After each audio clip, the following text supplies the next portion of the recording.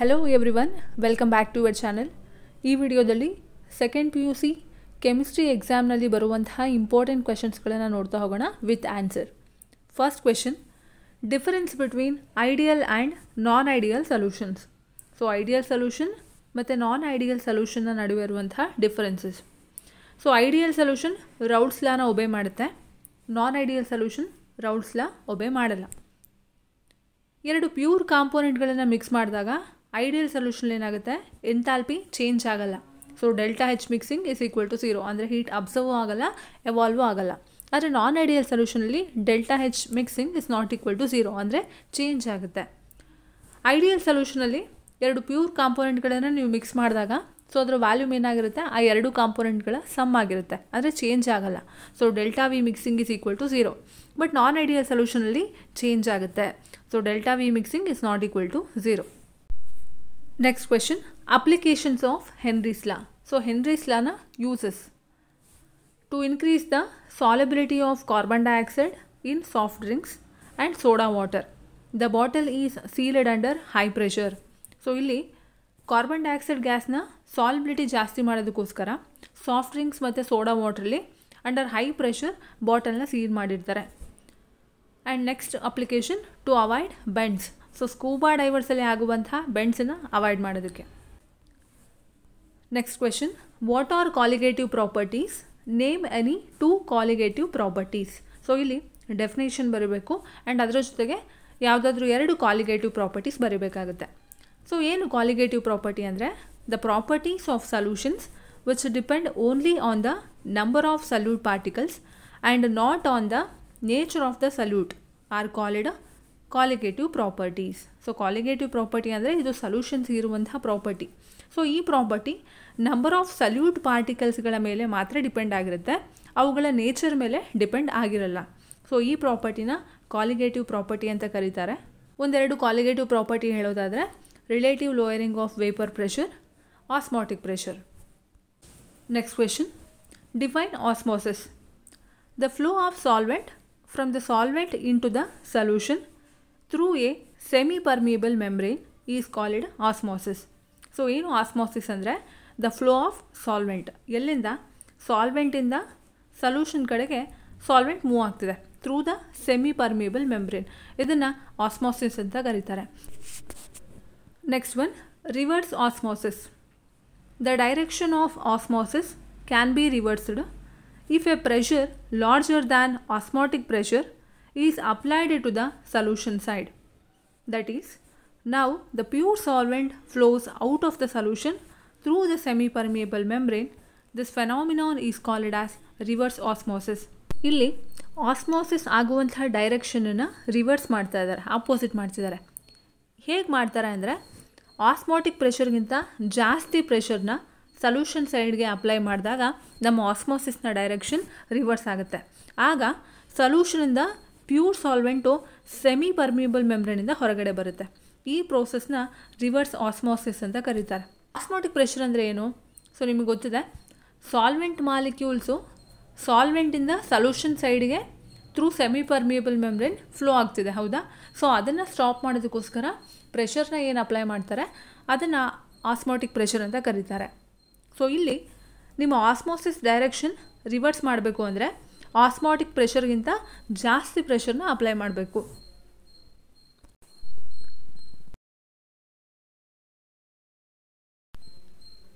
Next one, molarity. The number of moles of solute dissolved in 1 litre of solution.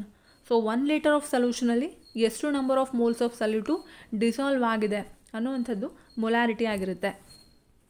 State Henry's law, give its mathematical expression. So statement ಬರೀಬೇಕು, the partial pressure of the gas in vapour phase is proportional to the mole fraction of the gas in the solution. So vapour ಫೇಸಲ್ಲಿ ಗ್ಯಾಸ್ನ partial pressure ಅದರ mole ಫ್ರ್ಯಾಕ್ಷನ್ಗೆ proportional ಆಗಿರುತ್ತೆ. So ಇದರ mathematical expression P equals KH into Xi. P ಅಂದರೆ partial pressure, KH Henry's law constant, Xi mole fraction. Next question, what is corrosion? Name the methods to prevent it. So definition ಬರಬೇಕು and ಯಾವ ಮೆಥಡ್ಸಿಂದ ಕರೋಷನ್ನ prevent ಮಾಡ್ಬೋದು ಅಂತ. So first definition, conversion of metal into undesirable compounds due to oxidation is called corrosion. ಅಂದರೆ ಇಲ್ಲಿ metal undesirable compound ಆಗಿ convert ಆಗ್ತಿದೆ. ಯಾಕೆ? Due to oxidation. ಈ ಪ್ರೋಸೆಸ್ನ ಕರೋಷನ್ ಅಂತ ಕರೀತಾರೆ. ಸೊ ಇದನ್ನು ಪ್ರಿವೆಂಟ್ ಮಾಡಬೇಕಂದ್ರೆ ಯಾವ ಮೆಥಡ್ಸ್ ಇದೆ? Metallic coating and cathodic protection. Next question, explain construction and working of standard hydrogen electrode that is SHE. So ಇಲ್ಲಿ ಕನ್ಸ್ಟ್ರಕ್ಷನ್ ಮತ್ತು ವರ್ಕಿಂಗ್ ಆಫ್ ಸ್ಟ್ಯಾಂಡರ್ಡ್ ಹೈಡ್ರೋಜನ್ ಎಲೆಕ್ಟ್ರೋಡ್ನ ಹೇಳಬೇಕಾಗುತ್ತೆ. ಸೊ ಡಯಾಗ್ರಾಮ್ ನೋಡ್ತಾ ಇದ್ದೀರಾ. ಸೊ ಇದು standard hydrogen electrode. Construction, it consist of platinum electrode coated with platinum black. So ಇದರಲ್ಲಿ platinum electrode ಇರುತ್ತೆ, ಅದನ್ನು ಪ್ಲಾಟಿನಮ್ ಬ್ಲ್ಯಾಕಿಂದ ಕೋಟ್ ಮಾಡಿರ್ತಾರೆ. The electrode is dipped in an acidic solution and pure hydrogen gas is bubbled through it. ಈ platinum ಎಲೆಕ್ಟ್ರೋಡ್ನ acidic ಸೊಲ್ಯೂಷನಲ್ಲಿ dip ಮಾಡ್ತಾರೆ, ಅದಕ್ಕೆ ಪ್ಯೂರ್ ಹೈಡ್ರೋಜನ್ ಗ್ಯಾಸ್ನ ಬಬಲ್ ಮಾಡ್ತಾರೆ. The concentration of both the reduced and oxidised forms of hydrogen is maintained at unity. Reduced and oxidise forms of hydrogen ಏನಿದೆ, so ಇದರ ಕಾನ್ಸಂಟ್ರೇಷನ್ನ ಮೇಂಟೈನ್ಡ್ ಎಟ್ ಯೂನಿಟಿ.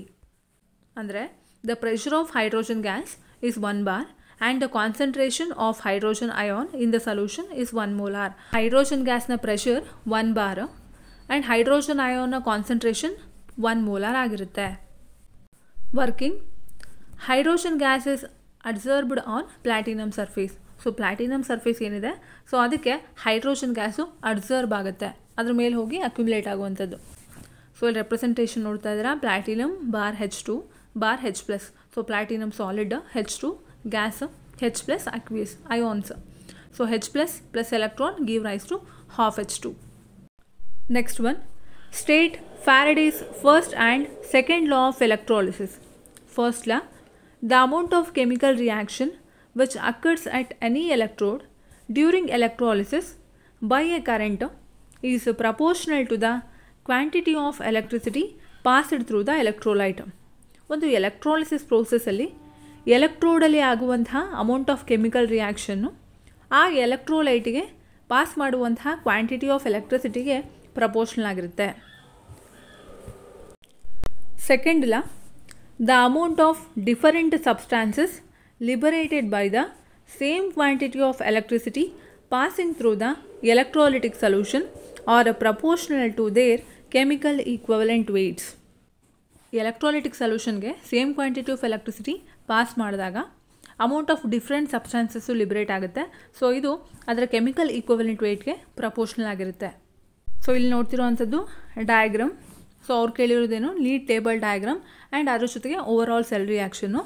ಸೊ ಇದು diagram and overall cell reaction ಅಂತ ಬಂದಾಗ ಇದನ್ನು ಬರೆದ್ರೆ ಸಾಕು. But explanation in case ಕೇಳಿದ್ರೆ ಸೊ ಅದನ್ನು ಬರೀಬೇಕಾಗುತ್ತೆ. ಅದೊಂದ್ಸಲಿ ನೋಡೋಣ. ಇಲ್ಲಿ ಫ್ಯೂಯಲ್ ಆಗಿ ಹೈಡ್ರೋಜನ್ ತೊಗೊಂಡಿದ್ದಾರೆ, ಆಕ್ಸಿಡೆಂಟ್ ಅಂದರೆ ಆಕ್ಸಿಡೈಸರ್ ಆಕ್ಸಿಜನ್ನು. Hydrogen and oxygen gas is bubbled through porous carbon electrodes into concentrated solution of sodium hydroxide. So ಇಲ್ಲಿ ನೀವು ನೋಡ್ತಿರ್ಬೋದು ಹೈಡ್ರೋಜನ್ ಮತ್ತು ಆಕ್ಸಿಜನ್, ಸೊ ಇದನ್ನು ಬಬಲ್ ಮಾಡ್ತಾ ಇದ್ದಾರೆ. ಸೊ ಇಲ್ಲಿರುವಂಥದ್ದು concentrated solution of sodium hydroxide, so ಇಲ್ಲಿಗೆ ಬಬಲ್ ಮಾಡ್ತಾ ಇದ್ದಾರೆ. ಸೊ ಕೆಟಲಿಸ್ಟ್ ಯಾವುದು?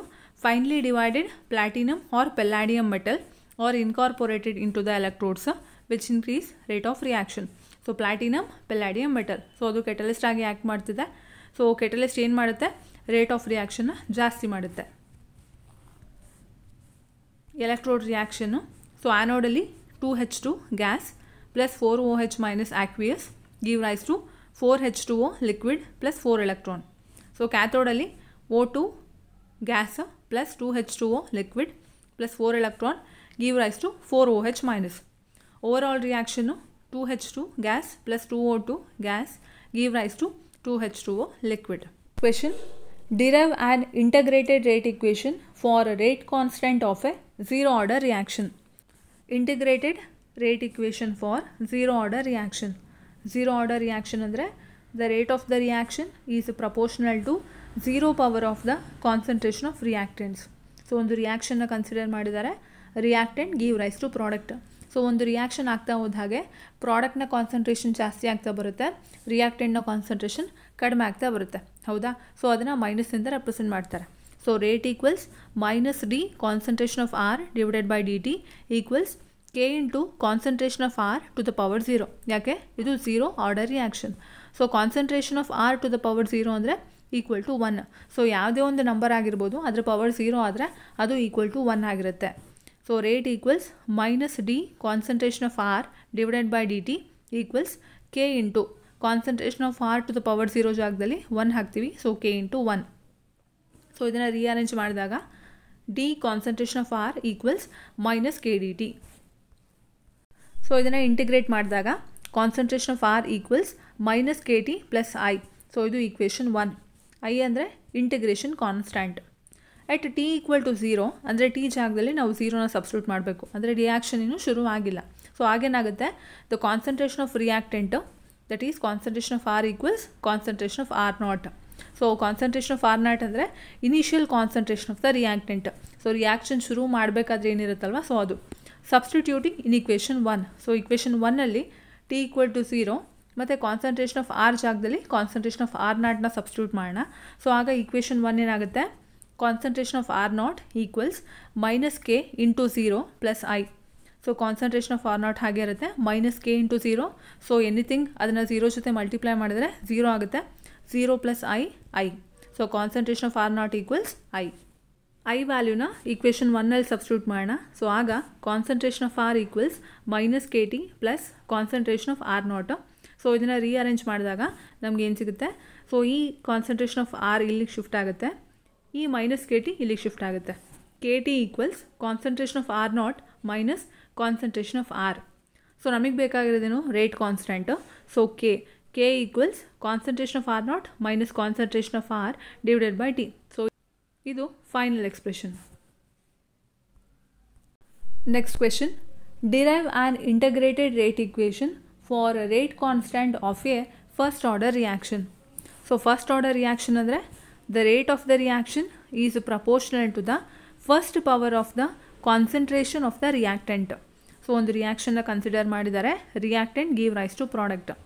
So rate equals minus d concentration of R divided by d t equals k into concentration of R to the power 1 ಅಂದರೆ so ಏನೂ ಇಲ್ಲ ಅಂದರೆ ಅಲ್ಲಿ 1 ಇದೆ ಅಂತ ಅರ್ಥ.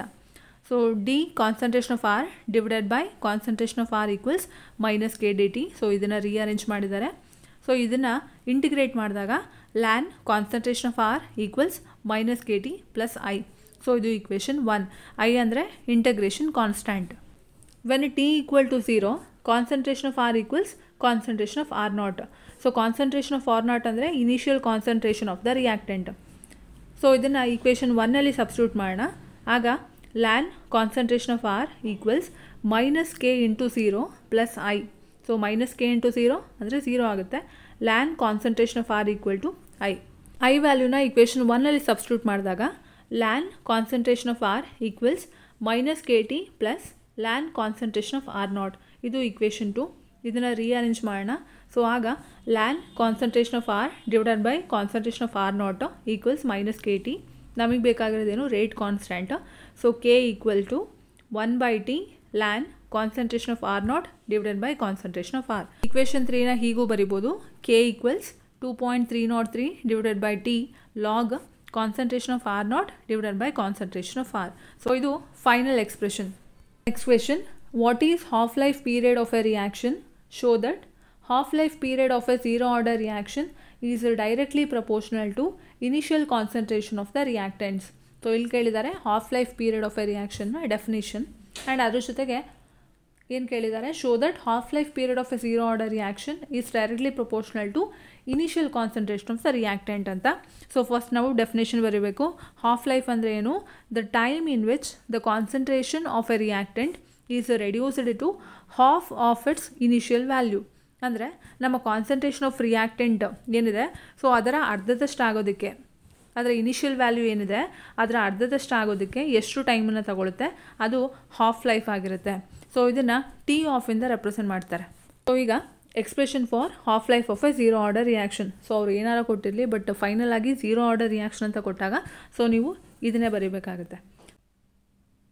So zero order reaction rate constant expression k equals concentration of R naught minus concentration of R divided by T. So t ಜಾಗದಲ್ಲಿ t half ಅಂತ ಸಬ್ಸ್ಟಿಟ್ಯೂಟ್ ಮಾಡೋಣ. ಕಾನ್ಸಂಟ್ರೇಷನ್ ಆಫ್ ಆರ್ ಜಾಗದಲ್ಲಿ 1/2 concentration of R naught. So ಆಗ ಈ expression ಏನಾಗುತ್ತೆ, k equals concentration of R naught minus concentration of R naught divided by 2 whole divided by t half. So ಈ concentration of R naught ಜೊತೆಗೆ multiply ಆದಾಗ 2 concentration of R naught minus concentration of R naught. So ಆಗ ಬರುವಂಥದ್ದು concentration of R naught divided by 2 whole divided by t half. So ನಮಗೆ ಬೇಕಾಗಿರೋದೇನು, half life. So t half equals concentration of R naught divided by 2k. It is a final expression. So ಇದರಿಂದ ಏನು ಗೊತ್ತಾಗುತ್ತೆ, half life of a reaction is directly proportional to initial concentration of the reactant. So ಈ ಲೈನನ್ನು ಬರೀಬೇಕಾಗುತ್ತೆ. Next question, show that half life period of a first order reaction is independent of initial concentration. So ಇಲ್ಲಿ ಕೇಳಿರುವಂಥದ್ದು first order reaction. So ಇದರ rate constant ಎಕ್ಸ್ಪ್ರೆಷನ್ನು k equals 2.303 divided by t log concentration of R naught divided by concentration of R. So t half and concentration of R equals 1/2 concentration of R naught. So t ಜಾಗದಲ್ಲಿ t ಆಫ್ನ substitute ಮಾಡೋಣ. Concentration of R ಜಾಗದಲ್ಲಿ 1/2 concentration of R naught. So ಆಗ ಈ expression ಏನಾಗುತ್ತೆ, k equals 2.303 divided by t half log concentration of R naught divided by concentration of R naught divided by 2. Concentration of R not cancel ಆಗುತ್ತೆ and t half ಇಲ್ಲಿಗೆ ಬರುತ್ತೆ and k ಇಲ್ಲಿಗೆ shift ಆಗುತ್ತೆ and 2 ಇಲ್ಲಿಗೆ ಬಂದಾಗ expression ಏನಾಗುತ್ತೆ, t half equals 2.303 divided by k log 2. So log 2 value substitute ಮಾಡಿದಾಗ t half equals 2.303 divided by k into 0.301.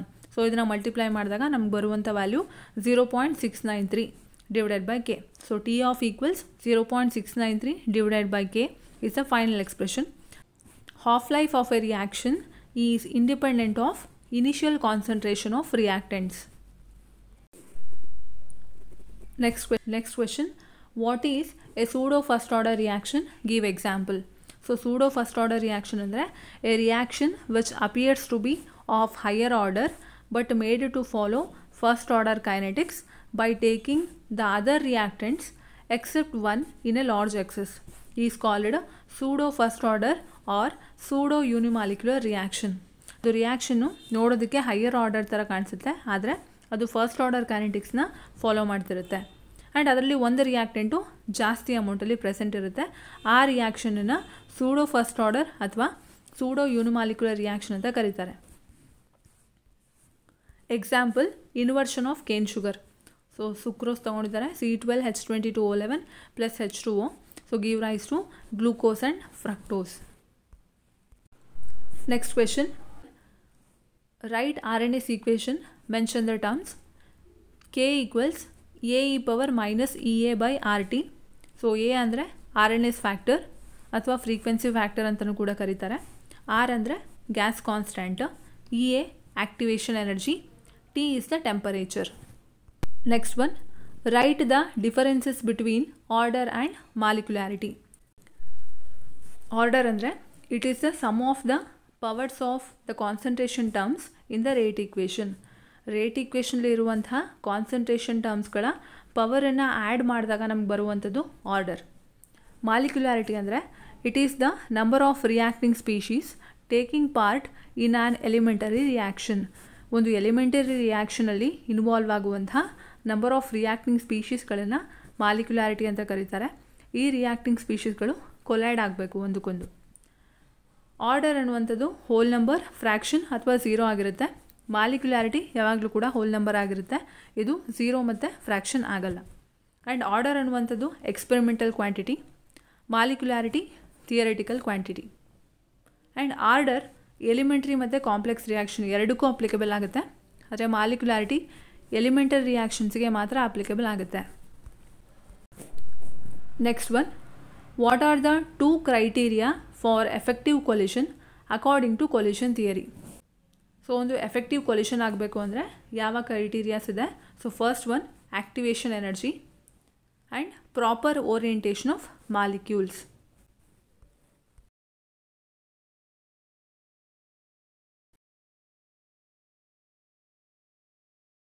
ಈ ವಿಡಿಯೋ ನಿಮ್ಗೆ ಇಷ್ಟ ಆಗಿದರೆ ಲೈಕ್ ಮಾಡಿ, ಬೇರೆಯವರಿಗೆ ಹೆಲ್ಪ್ ಆಗುತ್ತೆ ಅಂದರೆ ಶೇರ್ ಮಾಡಿ. ಇದೇ ಥರ ವಿಡಿಯೋಗಳನ್ನು ನೋಡೋದಕ್ಕೋಸ್ಕರ ಸಬ್ಸ್ಕ್ರೈಬ್ ಆಗಿ.